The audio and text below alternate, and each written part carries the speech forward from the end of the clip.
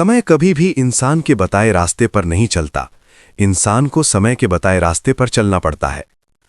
जो चीज तुम्हारे हाथ में नहीं है उसके बारे में चिंता करने से कोई फायदा नहीं है।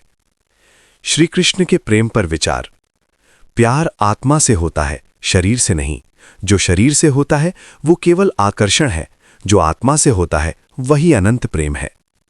अगर दिल में सच्चा प्यार हो तो इंतजार का हर पल भी खुशी देता है। प्रेम इंसान को बेहतर बनाता है, सही और गलत की पहचान देता है। प्रेम और मोह में अंतर होता है।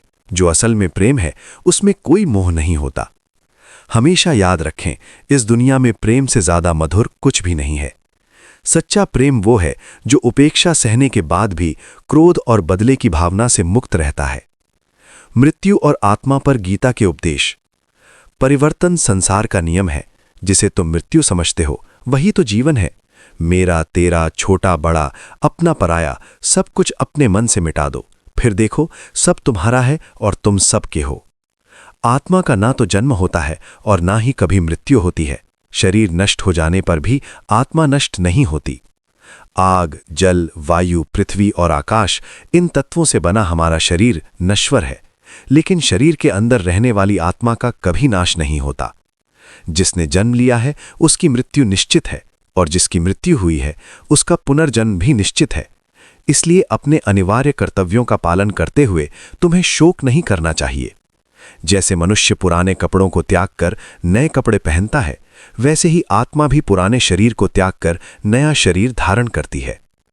आत्मा को किसी भी हथियार से काटा नहीं जा सकता, आग से जलाया नहीं जा सकता, पानी से भिगोया नहीं जा सकता और हवा से सुखाया नहीं जा सकता। ये आत्मा अव्यक्त, अकल्पनीय और विकार रहित कही गई है। इसलिए आत्मा के इस सनातन स्वरूप को जानकर तुम्हें शरीर के नष्ट होने का शोक नहीं करना चाहिए। श्रीमद् भगवद गीता की रचना, अध्याय, उपदेश और श्री कृष्ण की वाणी। श्रीमद् भगवद गीता या गीता 700 श्लोकों का एक पवित्र धर्म ग्रंथ है। 700 श्लोक होने के कारण इसे सप्तशती भी कहा जाता है। ये प्राचीन संस्कृत महाकाव्य महाभारत का एक अहम हिस्सा है। गीता का मुख्य विषय भगवान कृष्ण और पांडव राजकुमार अर्जुन के बीच का संवाद है। कुरुक्षेत्र का युद्ध शुरू होने से ठीक पहले दुश्मन के पक्ष में अपने रिश्तेदारों, दोस्तों और गुरुओं को देखकर अर्जुन किंग कर्तव्य विमूढ़ यानी दुविधा में पड़ गए थे। इस समय भगवान कृष्ण ने उन्हें एक क्षत्रिय योद्धा के धर्म की याद दिलाई और विभिन्न प्रकार के योग शास्त्र तथा वेदांत दर्शन की व्याख्या करके उन्हें युद्ध के लिए प्रोत्साहित किया। इसीलिए गीता को मानव धर्मशास्त्र का एक संक्षिप्त पाठ और हिंदुओं की जीवन शैली का एक व्यावहारिक मार्गदर्शक माना जाता है। गीता को गीतोपनिषद भी कहा जाता है। गीता में कृष्ण के मुख से निकले वचनों को ईश्वरीय वाणी माना जाता है। गीता की रचना। माना जाता है कि महर्षि वेदव्यास ने महाभारत की रचना की थी, इसलिए महाभारत का हिस्सा होने के कारण गीता को भी उन्हीं की रचना माना जाता है। गीता के अध्याय। महाभारत का युद्ध शुरू होने से पहले श्री कृष्ण ने अर्जुन को गीता का ज्ञान दिया था। गीता 700 श्लोकों के साथ 18 अध्यायों में विभाजित है। 18 अध्यायों के नाम: 1. अर्जुन विषाद योग, 2. सांख्य योग, 3. कर्म योग, 4. ज्ञान कर्म संन्यास योग, 5. कर्म संन्यास योग, 6. आत्म संयम योग ध्यान योग, 7. ज्ञान विज्ञान योग, 8. अक्षर ब्रह्म योग, 9. राजविद्या राजगुह्य योग, 10. विभूति योग, 11. विश्वरूप दर्शन योग, 12. भक्ति योग, 13. क्षेत्र क्षेत्रज्ञ विभाग योग, 14.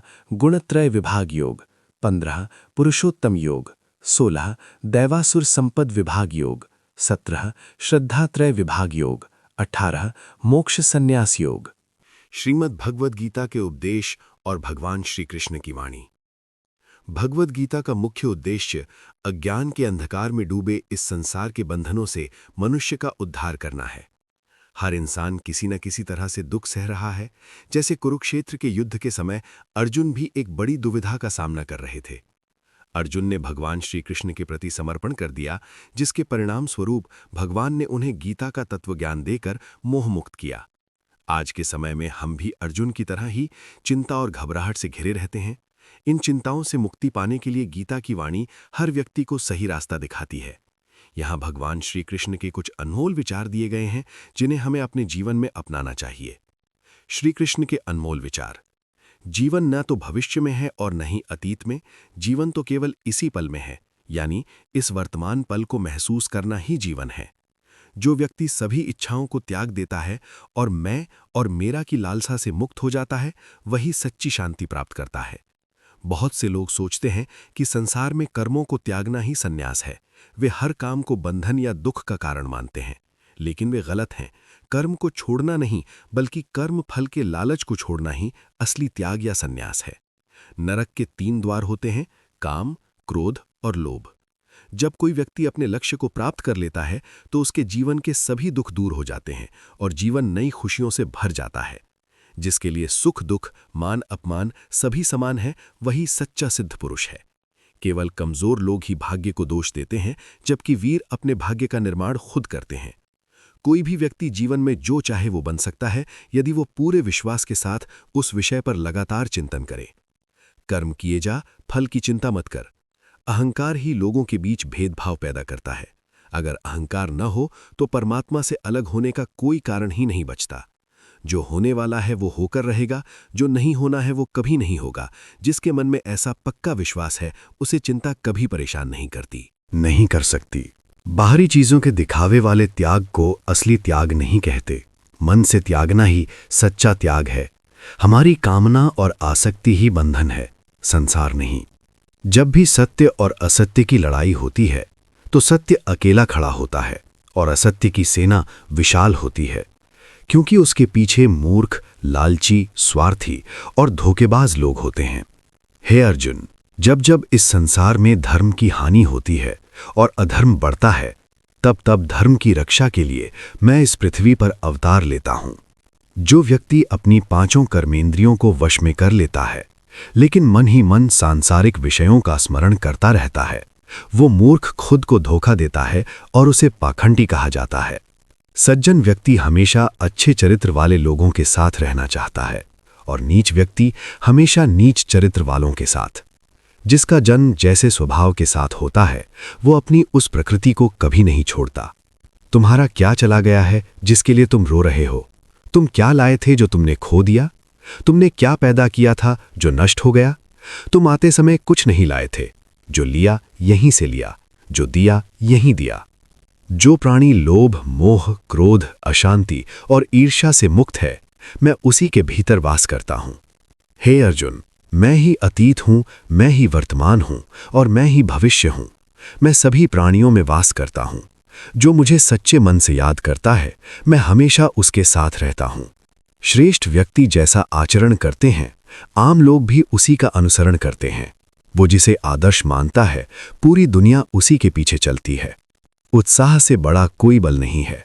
उत्साही व्यक्ति पूरी दुनिया को जीत सकता है। केवल मन ही इंसान का सबसे अच्छा दोस्त या सबसे बड़ा दुश्मन होता है। ये संसार हर पल बदल रहा है और परिवर्तनशील वस्तु हमेशा असत्य ही होती है।